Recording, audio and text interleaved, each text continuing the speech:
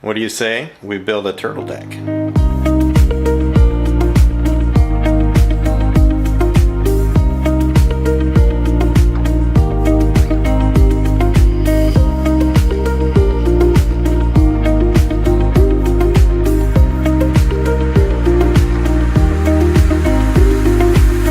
Well, as you can see behind me, there's a completed turtle deck. As I was editing this video, I realized that it was going to be really long, so I decided to break it up into two parts. This part is just going to be the preparation work, and then I'm going to have a separate video for the final assembly. So let's get into it. So the first step in putting together this full turtle deck is to lay out the parts. These are all noted here on drawing number SMB F20.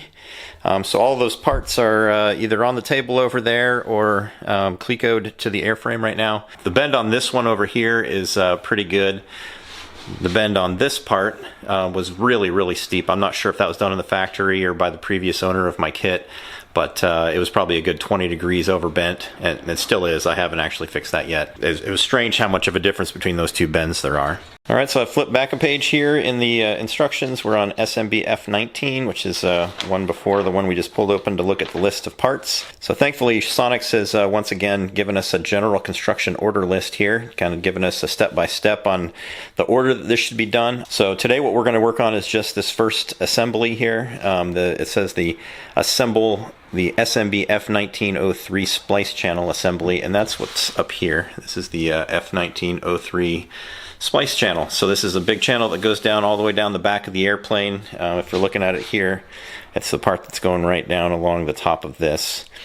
And we've got a splice channel as well as several of these former clips here that are going to go on either side of it. That should take literally less than an hour to put that together. Honestly, probably half an hour if I go fast. So I'm going to do that first and get moving from there.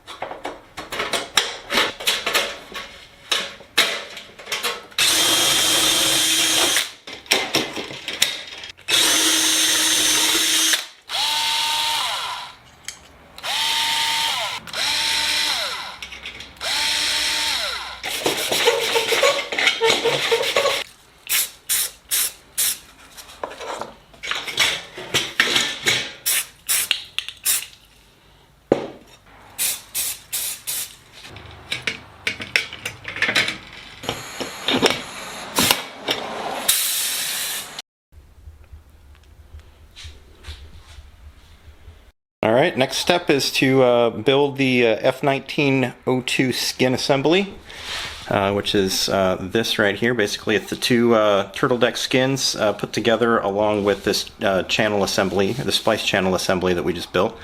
And the way it looks is the left hand skin sits on top of the right hand skin, which in turn sits on top of the channel assembly.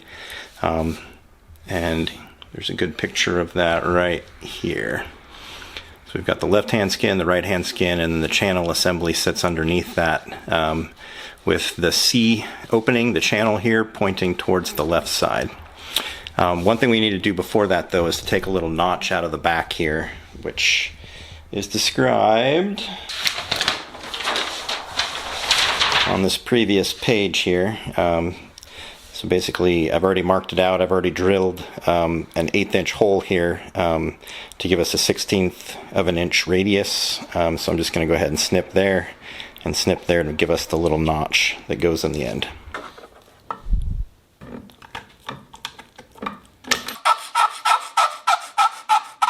Alright, I've got my little notches taken out here in the back. They've got a nice rounded corner here as per the instructions.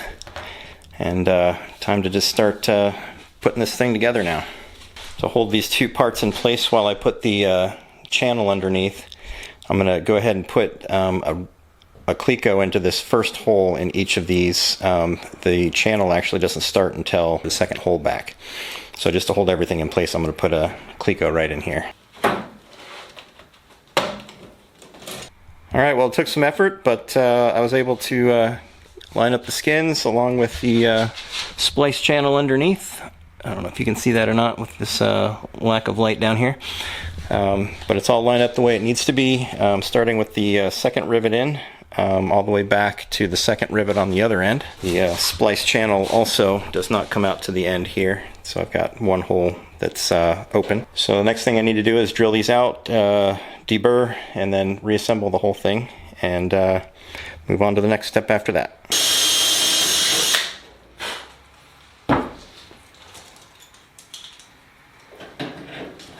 Alright, have them all up drilled and cleeked up with the copper clecos, except for these two end ones, which I've left silver because they're going to actually be center drilled into another part.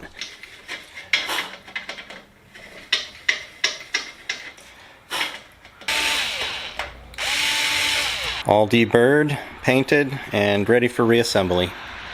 Alright, I'm back at it day 2 here. I've gone ahead and given the undersides of these side skins here for the Turtledeck a little spritz along the edges here. And in the meantime, I've started to sort of try to assemble these formers here into place. These are going to be up on the Turtledeck here like this.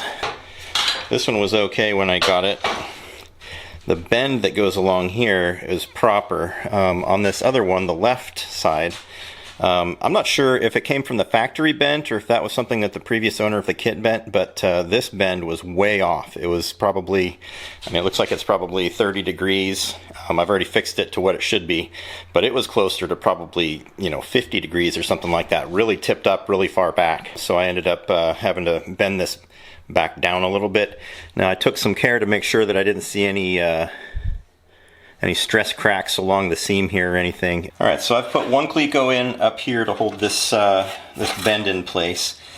If I try to put in the other cleco here on the other end of it, it doesn't quite reach because it's touching this flute right here. So the edge of this upper former, I guess this is the lower former because it's upside down right now, but this lower former, the edge of it here bumps into the flute on the upper one. And so what I need to do is just trim a little tiny bit off the edge of that just to give myself another, I'm off by probably, I don't know, a 64th of an inch or something like that here between these two holes.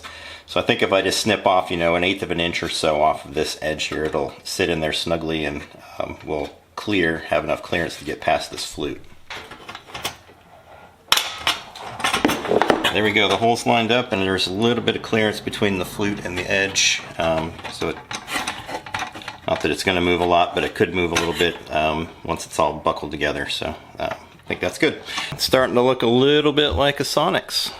Another thing I need to do here is cut off some little sharp corner here that needs to be parallel with the longerons here on both sides. Went ahead and put on the number 5 former back here as well. Need to put a little clip here and a little clip up here into these 4 holes right here. This connects up to the forward clip that I pointed out there a minute ago. This one here connects up to the number 5 in the back. You can see here that I've made that little snip, and should come down and line up. The front side of this should line up with where this bend is on the side skin here. So gives it a little bit of space there, just a smidge, but enough to clear it. If not, once we put the skin on, this may move forward or back just a little tiny bit. All in all, it looks pretty good there. I've also gone ahead and lined up this skin. It's ready to be riveted here according to the instructions. So I'm going to go ahead and do a line of rivets across the top of that. It has the splice channel down underneath here where it needs to be. This is the forward end of it. There's the aft end back there. All of these holes get rivets, including this front one, which at first I thought I needed to leave as a silver cleco, but it actually has space between these two formers for the rivet to fit without interfering with anything here. So this does get a rivet in the front part here. The rear one does not, though. Right now we're going to keep this as a silver one because that eventually has to be center drilled into the number 5 former in the rear. So we'll leave that silver for now. The rest of these will get rivets in them, and move on to the next step. Alright, all riveted up here, and then I've also gone through and made little 1-inch tick marks along the edge here. The next step is to actually tuck this side, this is the left side, down in between the skin, the side skin, and the longeron, the upper longeron there, so I have to pull a bunch of clecos out to do that.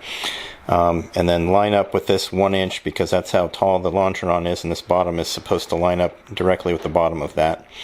And then once I've done that, to go through and start drilling holes all along through here based on the holes in the side skin here.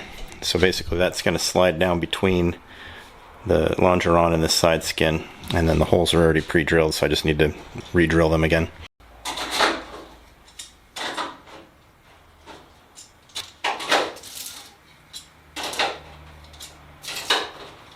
Alright, well, I'm not totally 100% sure what the best way to do this next step is. Basically, I have to grab that skin that's sitting over there, and I have to tuck the left-hand side kind of down here between the longeron and this side skin here.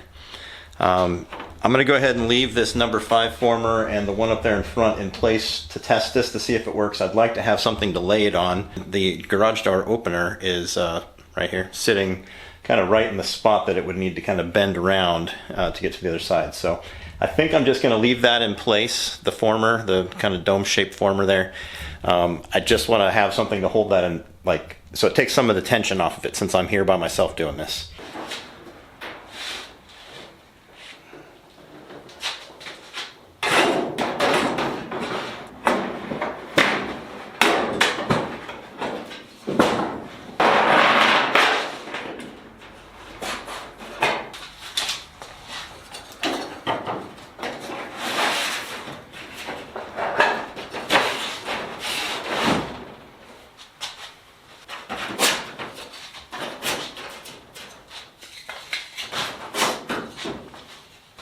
Alright, well, these little wooden shims here, normally used for carpentry work, they worked pretty well to just kind of, you know, tuck it in to make sure that it didn't pop out. And then I was able to use one to slide along to kind of tuck it all in.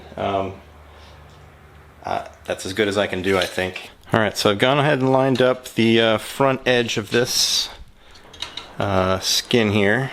It has a straight down bend, and that lines up directly with this bend in the side skin here. And then I also have drawn, it might be a little hard to see there, but there's a little black line there at 1 inch from the edge of the skin there. So it probably comes down to about here. And what I'm going to do is I'm going to go ahead and start drilling these holes up to 3/32, little pilot holes, but I'm going to start with the one up here in the front corner first, and then move back here to this one in the back corner to line that one up as well. So right now it's a little bit high, but you know, shove it back in there when I go to make that hole, just to make sure it's all lined up.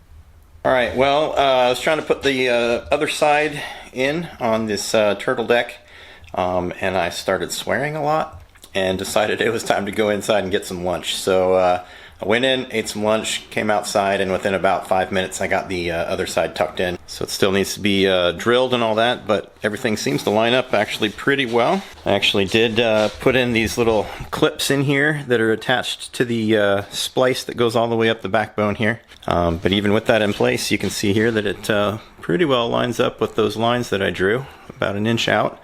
I'll still give it a little bit of tension before I drill it, just to make sure it's down there completely tight up against that line. But pretty happy with how that turned out. I'm actually really surprised at how well, or how close the tolerances are on it.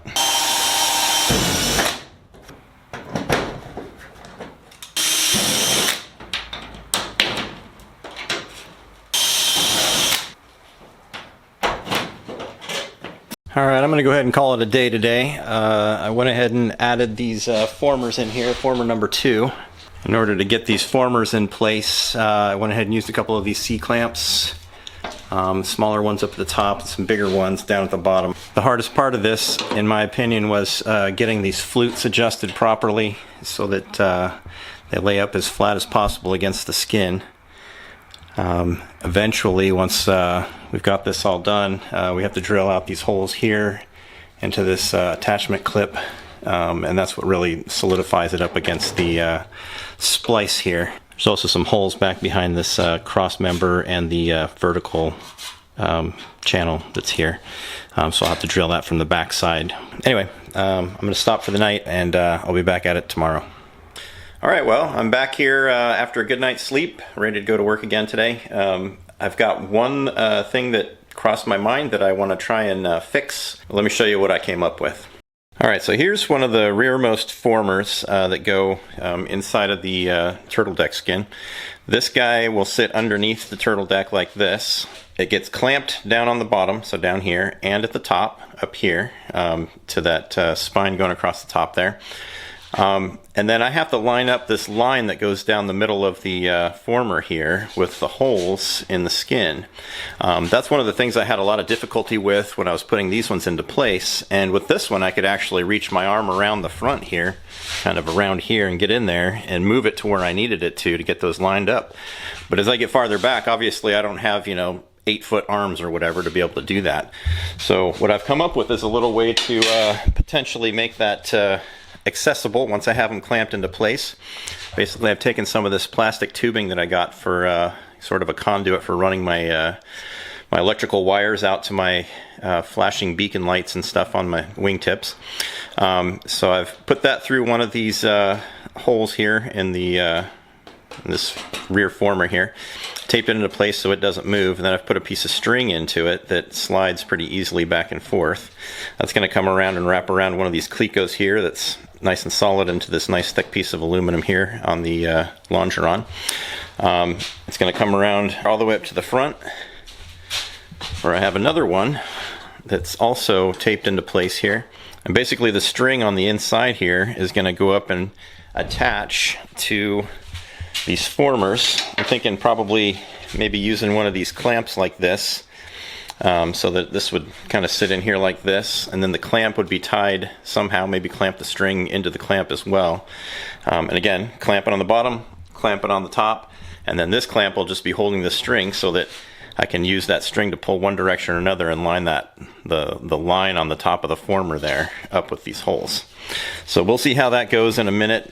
Before I do that though, I actually need to pull out this rearmost former number 5, and I need to mark that same line across the edge of it here and pre-drill that as well and put in some clecos to hold that all in place. Alright, I have that part removed. Before I pulled it out, I put a little dot in the top center here, so I'll use that as a location to draw a line all along the spine here, down both sides, and that's where I'm going to line up the holes in the skin. So 2 of these steps here, it shows locate pilot drill and cleco former number 5, and then locate pilot drill and cleco aft clip to former number 5. So those were already pilot drilled. I just went ahead and connected them where they needed to go. All those parts were already done.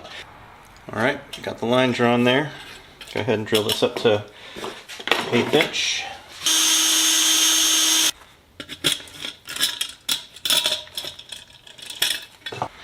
Alright, time to go put it back in. Alright, most of the clecos need to be put in from underneath, so I'm going to jump underneath and take care of that. Alright, it's all clecoed into place with the clip up here in the top that goes into the splice coming down here. I've also got 3 clecos into the bottom part of this, coming the opposite direction into the from this plate into the this thing here. So just need to push and pull it until I get it into this position where it needs to be, and then start drilling it out.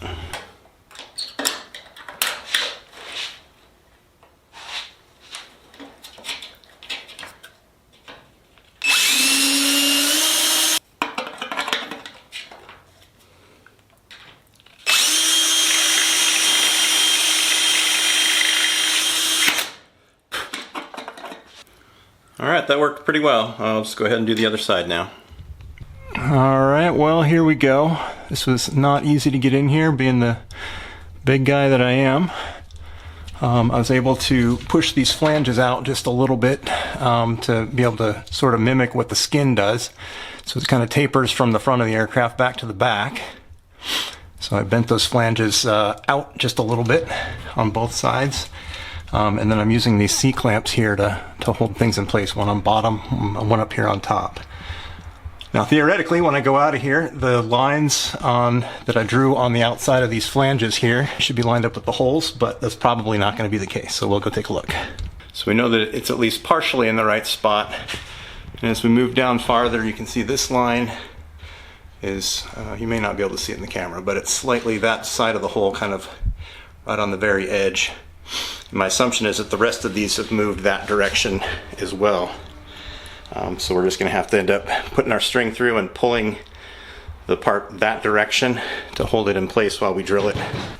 Alright, so I've got the clamp put on that former there about halfway up. You can see the string kind of coming off of the tip of that. I have it tied on there. And then it comes out back over to here, out through the hole here, goes around this cleco here, and it pulls all the way down around to the other side, and then goes back into the other side and connects to the other end of that clamp.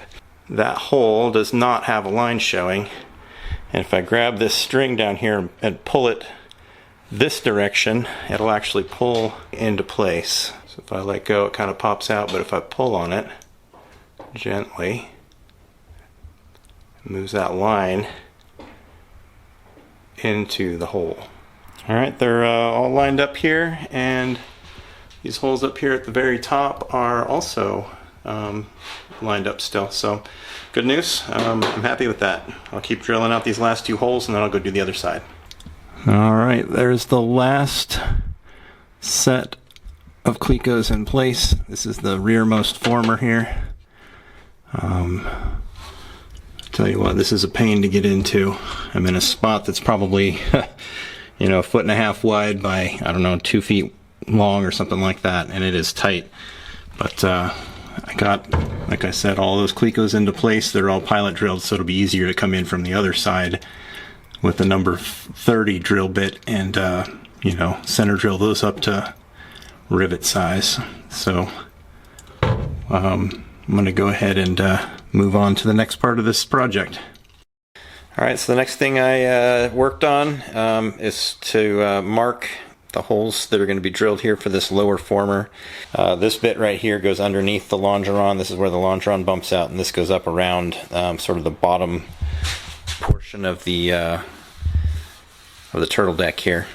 And so what I just marked out was the holes that will be drilled through the side skin and into this vertical portion here. The directions tell you to do it from 5 9/16 from the bend. The bend is 3/4 of an inch from the end, so it's easier to measure from the end. So adding those two together, you get 6 inches and 5/16. So measuring from there to there is where I made my vertical line, and then I used my rivet spacing tool here to mark them in the right spot. So I went down 1.5 inches from the side skin where it kind of overlaps this turtle deck skin. So I went down 1.5 inches to make my first bit there, and then spaces are 5/8 inch apart, and so I used my rivet marking tool here, rivet spacing tool, to mark those spaces that were 5/8 inches apart, all the way down from one down. So one quick thing I want to talk about here, this is the lower former here, number 1, and this corner right here, you can see it's kind of rounded now, but it was actually a really sharp bend right there, which was going to result in a stress crack the more this thing moves around a little bit. So I went ahead and went in there and rounded it out with a nice skinny little hand file. I think it's actually meant for sharpening chainsaws, so it was a good size for it. But just wanted to point that out. You know, there's putting a lot of load on a corner like that would actually create a stress fracture here, and that's something you want to avoid. So if you can see on all these other corners, they are rounded off as well. Actually, that one probably could be a little bit more. Right here is a good example of the same thing, where it's kind of rounded before it makes the bend here. It's really important to have those soft edges there, so you don't have a point where all of the stress on the part actually pulls right on that corner. In this way, it kind of smooths the load across a wider area. But this is ready to go into place now. We spent some time you know, making sure that the flutes are kind of bent in properly, and it fits pretty close to where it needs to on the skin.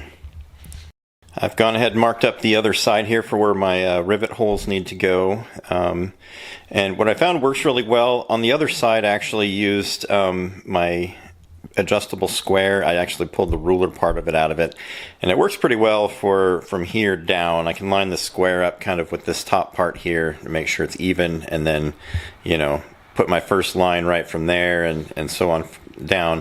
But what I found actually works even better is I found this sort of semi-transparent ruler in my toolbox.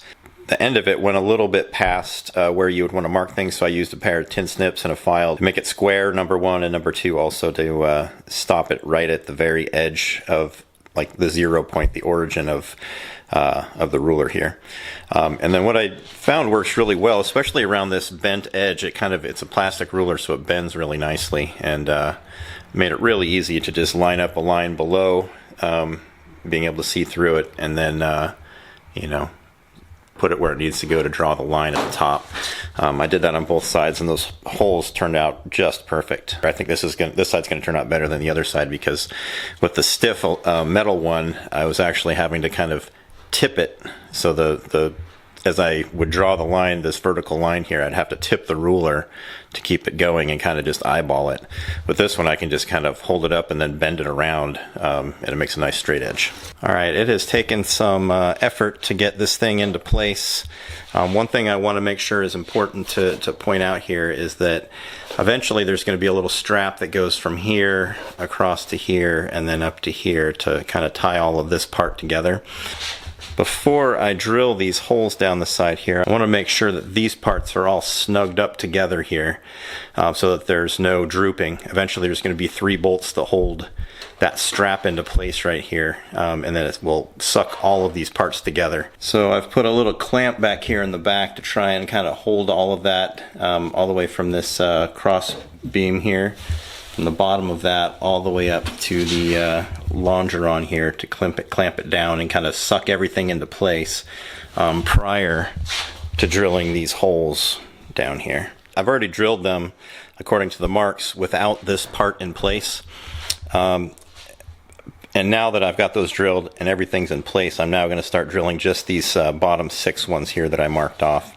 I'm not going to drill these upper ones until after I've put that whole upper former into place and make sure everything's lined up where it needs to be, mostly because it'll move back and forth a little bit. The upper former needs to actually go right along and be flush with the edge of the skin here.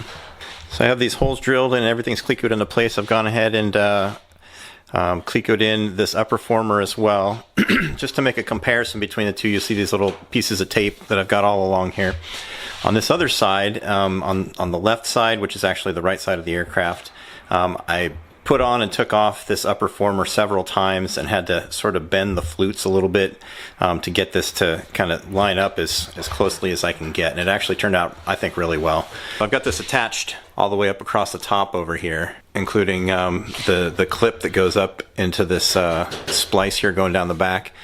So this is all exactly where it needs to be. These are the distance apart where they're going to be permanently once we're done here. And I marked all these little spots along here where there's a flange that comes out and has a flute between, and the flat flange parts need to line up with this side skin here. So what I've done is I've marked each of these with some information here. So this particular flange here needs to be bent inward, so that direction, because it obviously doesn't line up with the skin very well. The skin's kind of out of place. It's going to be hard to see probably, but it kind of makes a little crease right back here where the flange is actually poking out a little too far. And so I need to put this, I put in plus, meaning that it has to be bent in a little bit farther than something else that maybe there's an in minus here where it's pretty close, but it's still could use just a little bit of tweaking here. Several of these are actually already good, so I'm going to leave those as they are. And as I go up farther over the top here, I need to start bending them out a little bit more as opposed to bending them in. So that's what I'll go ahead and do now that I've got those marked. It should make it a lot easier to determine where I need to make those bends, and hopefully pretty quickly be able to get this lined up, maybe once or twice, putting it on and taking it off. All right, here's the part. Has all of our tape on here telling us where to go in and where to go out on these things. If you flip it over, you can see along the flange here, it has several flutes. That's what these little indentations here are called. And what the flutes do is they take up some additional space. This started off as a flat piece of aluminum, and when you bend it up, especially around a curve, it's going to buckle someplace. And so you put in these flutes where you want it to bend, to take up some of that slack.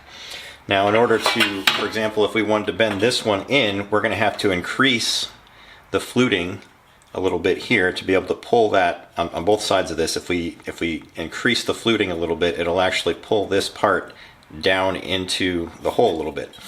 And so you want a pair of fluting pliers to do that. I put a little bit of tape on mine, so it's going to be kind of hard to see what I'm going to say here, but there's sort of a groove down in here, a concave groove, and then a convex, I don't know what you call it, protrusion, I guess, that'll go and it'll actually squeeze the metal between the two, and it'll put a slight bend into it. So down here on this, let's see if I can get this into the camera here, because I know I want to have this one go in a little bit more, I'm going to increase the fluting on this one and this one just slightly in order to pull this one in a little bit. So go right here.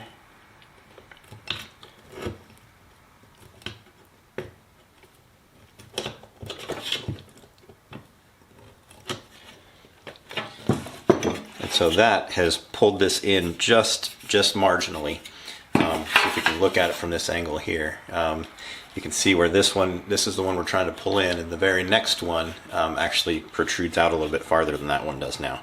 That's because the flute has actually pulled this one in a little bit. So it sits kind of like this on the airplane if you're looking at it from the side angle. And so these upper flanges here, right now they're kind of bent down a little farther than the Turtledeck will go, so we need to actually bend those out a little bit now. I'm not going to mess with the flutes too much on this one, I'm just going to kind of bend them out. And what I found works really well is these C-clamps. They've got a nice flat edge on them.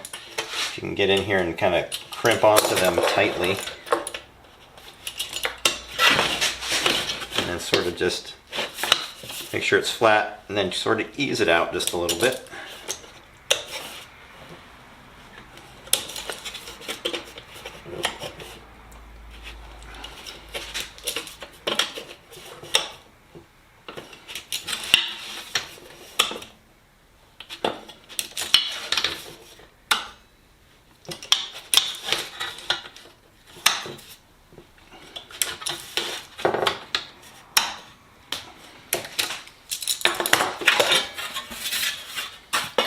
Okay. All right, so I've just reattached it with just the same number of clecos that I had before. And you can kind of look at this and already see that it's much better than it was just a few minutes ago. This part is almost good enough that I can probably just drill it and use it. I'm still going to, continue to make a couple more tweaks on it, but it's a lot closer than it was at this point, and it looks much closer to what I'm expecting the outcome to look like. Not too far off from what this side looks like, which is pretty good. Several months ago I was working on just starting out on this tail cone assembly, and one of the parts that you're supposed to build is this right hand former clip, or your left hand former clip, which is the opposite of what you see here. The kit comes with these little strips of metal that are pre-cut. You can see it kind of fits on there perfectly. And then it also tells you that you're supposed to bend it in 2 spots.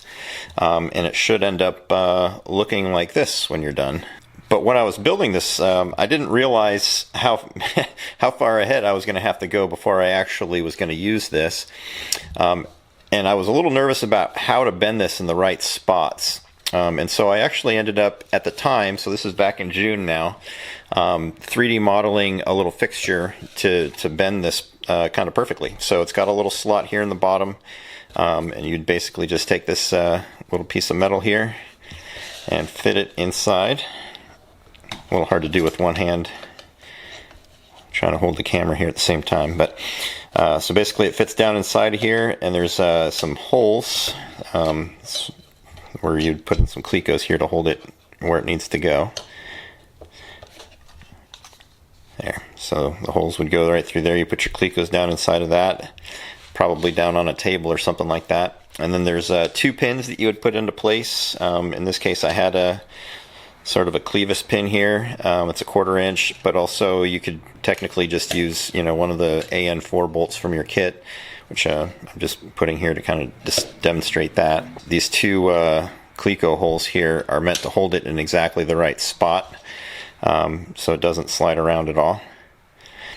And then you bolt the whole thing down onto your table, and then you'll lift up from here, for example, and you bend it up to your 90 degrees, and you'll bend up over here, and you'll bend it around to 120 degrees is what it's saying.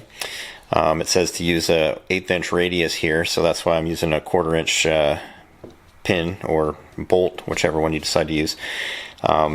But yeah, it ends up making the part come out like this, and it actually put it in exactly the right spot. So I'm mentioning this now because I'm finally at a point where I'm at a spot where I'm supposed to use this.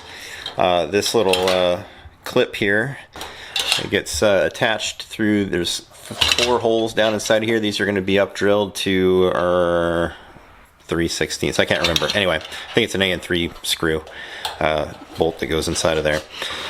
There's 4 of those that go down inside of here all the way down into this cross beam here.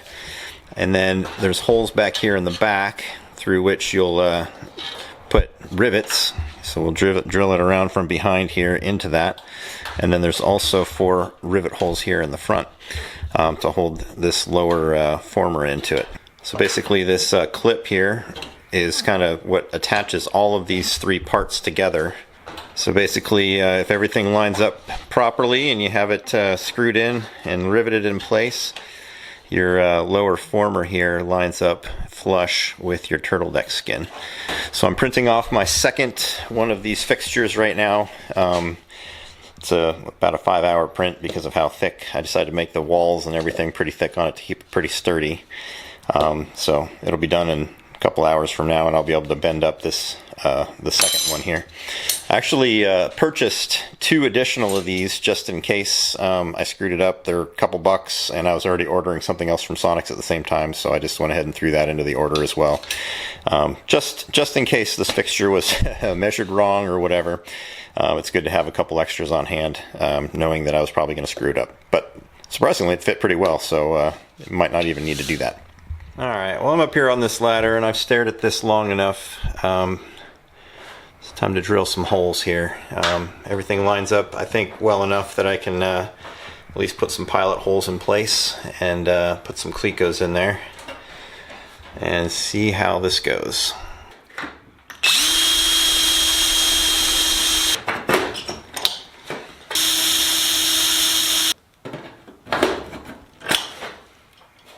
Okay, all of those holes are drilled, and the skin is mated up with this former as best as I can do anyway. I don't think it's there's a couple spots that maybe poke out a little bit that I probably won't be happy with, but I'm not sure I can do much to fix that until I pull this back apart. I might be able to, you know, adjust that in a little tiny bit, but I want to be cautious about not moving holes that I've already drilled, so I may just have to say it's good enough and move on. But here's the really cool thing I wanted to point out. This former clip here, I went ahead and put into place. Again, this is one that I made back 6 months ago, doing my best to try and measure it without having all the parts together. And look at this. It fits so perfectly. Like, apparently I pushed it like a 1/2 degree too far. So I just, obviously once I drill that and put rivets in, it's going to suck it back into place. This front section here, when I push this in against it, I mean, it's just the perfect length, and it's so perfect that it actually straightens out this former here. It's kind of bending sort of out this way a little bit, and if I push it up against that former clip, it actually straightens it out. So I don't think I can I don't think I can be more happy about that and how perfect that turned out. Again, something I made 6 months ago that wasn't even close to putting this together yet, and it just worked. It's amazing. Anyway, one issue I'm going to run into though with this is that there is a screw that needs to get put in way up in here, You can see that hole just barely. There's not enough room to even put a cleco in there, so I just kind of left it open. So what I'm going to end up doing is making a new one of these and just do the 90-degree bend first. And then drilling in this part here, and I'll do this in a minute here. Cleco this into place, drill these 3 holes, and then I'm going to have to pull off this former here to drill this last hole while this attachment clip here goes all the way out to here.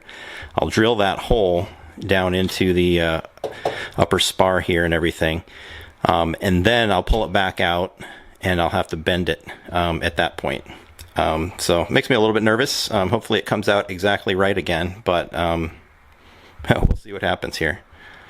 Alright, here I am with the fixture here in place. I used clecos. I drilled some holes through here, and I didn't go through the metal. It was already pre-drilled, so I lined up the cleco holes with that.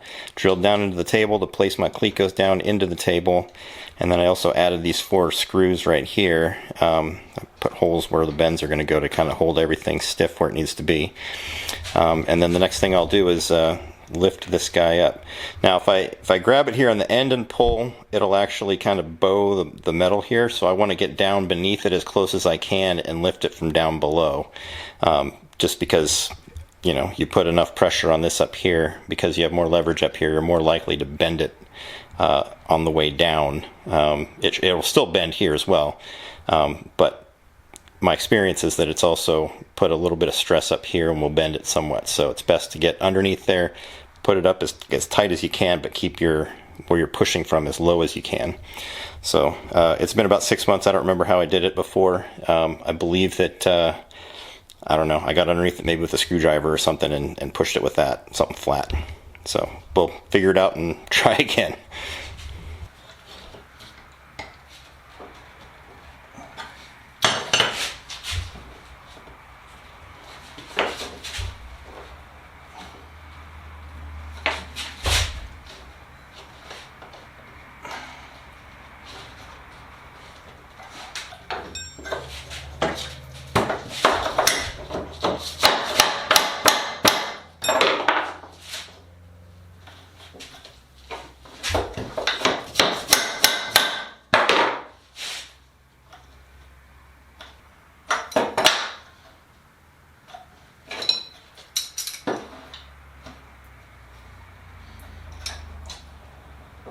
Alright, so it's back in place again. This is the new one that I just bent. Holes line up.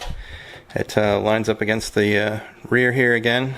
So now I have access that I can drill down inside of here and get this hole drilled up to the correct size. And then once I have all that done, I can go back and do the forward bend up here to go up across this front part. But I'm going to hold off on that for now and call it a night tonight. Well, I went in last night and the garbage disposal went out, so I ended up spending a couple hours this morning replacing that, doing a little plumbing work instead of airplane work. And then I came back out after lunch today, and I've been fiddling around a bit, and let me show you an issue that I ran into again. Alright, here I am again. These are my efforts from today. So far I've created this bend here just like I did on the other side. This one didn't turn out quite as well. The bender, the little fixture that I made for it, it worked fine, but this plate here wasn't lined up properly. Actually, if I pull out the clecos, it ends up moving quite a bit, so I didn't have it centered where it needed to be, apparently. And so in order to fix that, this was actually off a little bit. I actually had to put it in the vise and kind of twist it just a little bit. So I'll just, mention this. When you go to do yours, it would probably be better to do this clip first to make sure that it's at 90 degrees before you drill these holes right in here. Because if you get those in the wrong spot, I mean, I've got them obviously along the line here, but that former on the other side can move a little bit. And that's what happened. And as a result, the clip here didn't fit right. Anyway, it just took a little tiny, I basically clamped this end into the vise and just kind of twisted it just tiny bit. It didn't take very much, but just a little bit, and everything lines up now. So I've gone ahead and drilled those from the back side. There are pilot holes in this former, so I had to get inside and drill it from the inside out. So got those holes drilled in the right spots on this side too. All right, and apart from drilling out those clips and getting them shaped into place and all that, I've also probably spent about 45 minutes or so going through the diagrams just to kind of make sure I knew what I was supposed to do next. And it looks like I'm at the point now where I just sort of need to start up drilling all these silver clecos and getting them ready to pull everything apart and deburr everything and reassemble this as a single assembly, which is kind of cool. All right, well, I've got most of these holes drilled up to these copper colored clecos here, 1/8 inch. Running really low on these 1/8 inch clecos though. Actually, I ended up ordering another 100 to hopefully get me through the rest of what I need to do. Most of the ones that I've done have just been out here on the outside. I still need to do all these across the face plate except for these ones up here. And then obviously I have to drill these guys up for screws, and all of these formers inside of here. Not going to be able to see it there, but anyway, where this former attaches into the skin over here, they're all silver clecos still. I need to go inside and get all of those all the way back and make them copper as well. Hopefully 100 of them will be enough.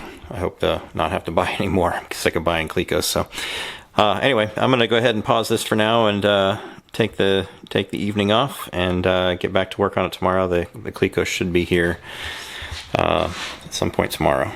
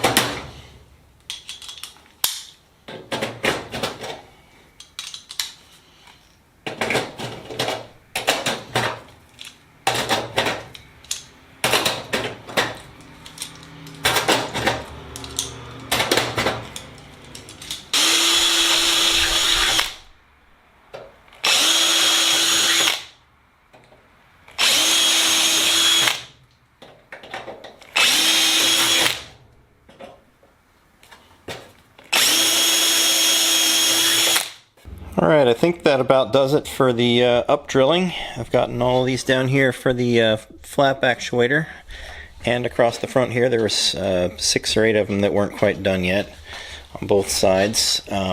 Drilled up all of these to 1/8 inch, all of the everything up to 1/8 inch. I think I'm just about done here. It's almost ready to be disassembled and deburred and all that, so it's there's a lot to do. I've drilled up these 3 holes here that are going to eventually get up to 3/16 to hold a AN3 bolt in there. This one I've actually up drilled to 3/16 already, which is why it has these gold colored Cleco in it. I need to do this one for sure before I make this bend, otherwise I won't have space to be able to drill down. So this one's done. I'm going to go ahead and do this one as well. I can get to that for now. Then I'll pull this apart, make my bends, and I'm going to refit everything just to see that everything fits before I drill out these holes here. These are already up drilled. I probably should have waited, but it's fine. Everything's where it needs to be, so I think it's fine anyway.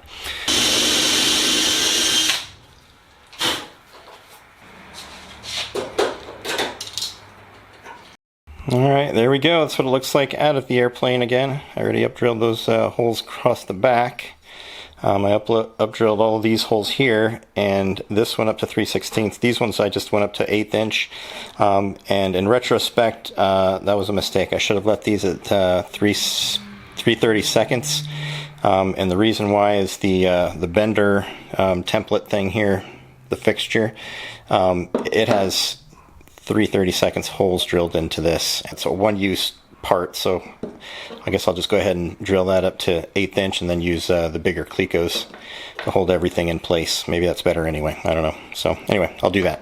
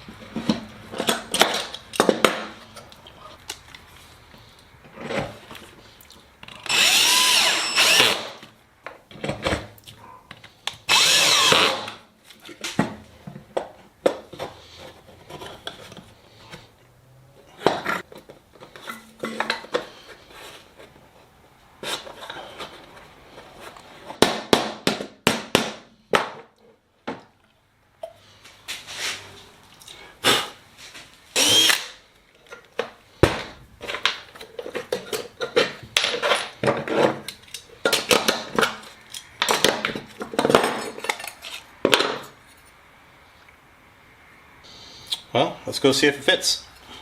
Okay, it's all reattached here. I had to put a little bolt down inside of here. A Cleco's not going to fit, obviously.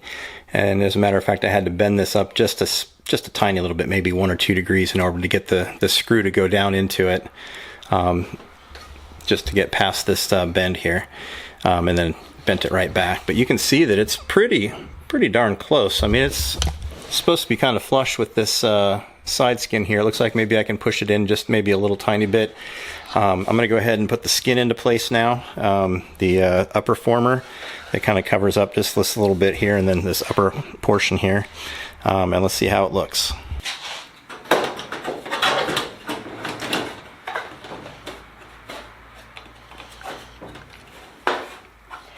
Alright, so that is pressed up against the clip,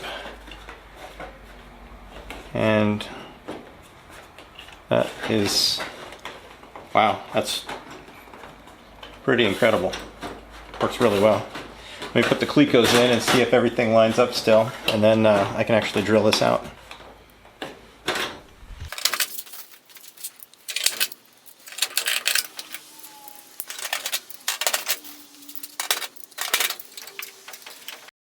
Alright, not sure if you're going to be able to see this or not, but that clip is pressed.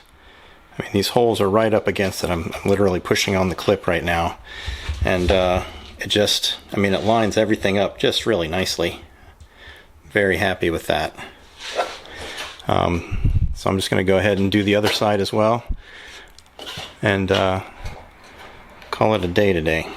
Well, I'm about halfway through removing parts and deburring them. They're all kind of over on the shelf there and sitting over here after a little spritz of primer on them.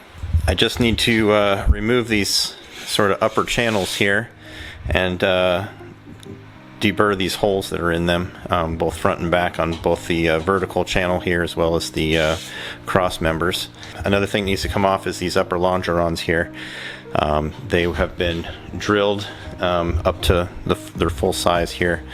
So I need to pull that off and deburr as well, and that should be it. Alright, well, I'm going to end this video here, and I'll post another one with the final assembly of the Turtledeck.